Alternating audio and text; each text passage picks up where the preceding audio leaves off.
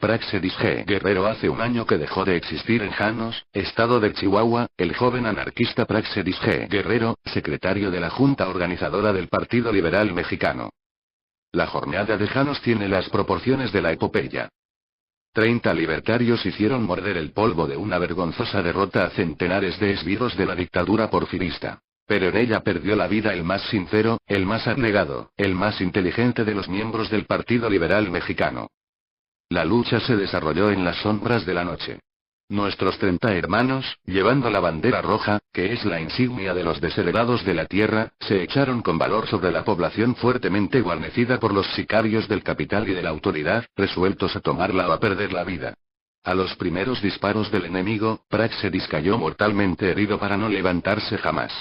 Una bala había penetrado por el ojo derecho del mártir, destrozando la masa cerebral, aquella masa que había despedido luz intensa que había hecho visible a los humildes el camino de su emancipación. Y debe haber sido la mano de un desheredado, de uno de aquellos a quienes él quería redimir, la que le dirigió el proyectil que arrancó la vida al libertario.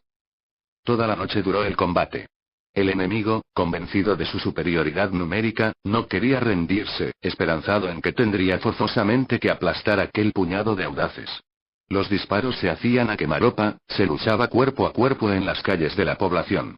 El enemigo atacaba fieramente, como que contaba con una victoria segura. Los nuestros repelían la agresión con valentía, como que sabían que, inferiores en número, tenían que hacer prodigios de arrojo y de audacia. El combate duró toda la noche del 30 de diciembre, hasta que, al acercarse el alba, el enemigo huyó despavorido rumbo a Casas Grandes, dejando el campo en poder de nuestros hermanos y un reguero de cadáveres en las calles de Janos.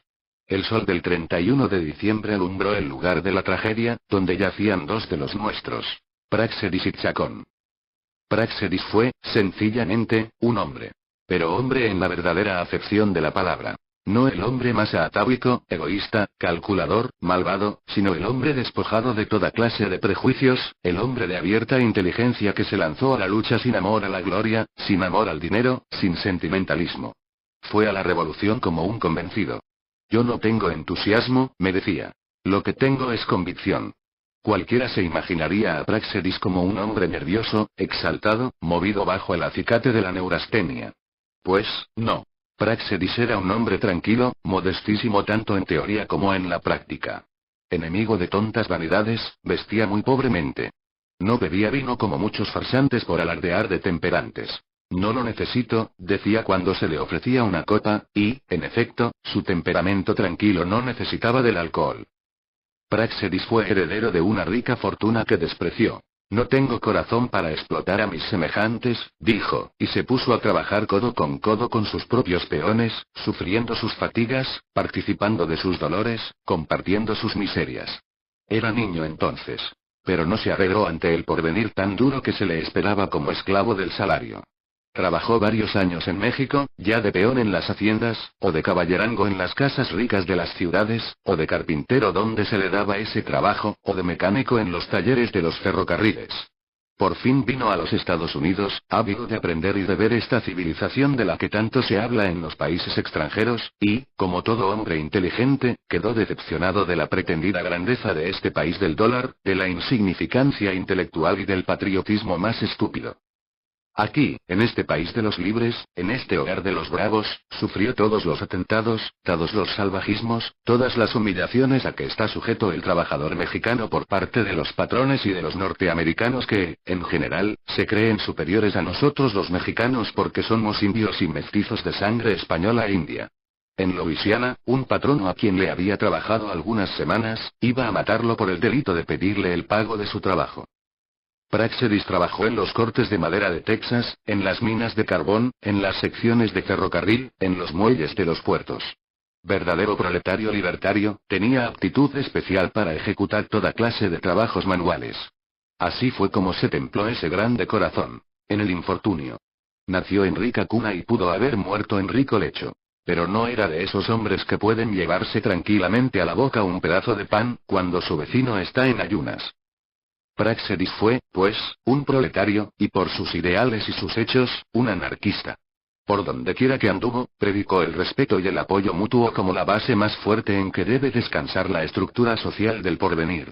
Habló a los trabajadores del derecho que asiste a toda criatura humana de vivir, y vivir significa tener casa y alimentación aseguradas y gozar, además, de todas las ventajas que ofrece la civilización moderna, ya que esta civilización no es otra cosa que el conjunto de los esfuerzos de miles de generaciones de trabajadores, de sabios, de artistas, y, por lo tanto, nadie tiene derecho de apropiarse para sí solo esas ventajas, dejando a los demás en la miseria y en el desamparo.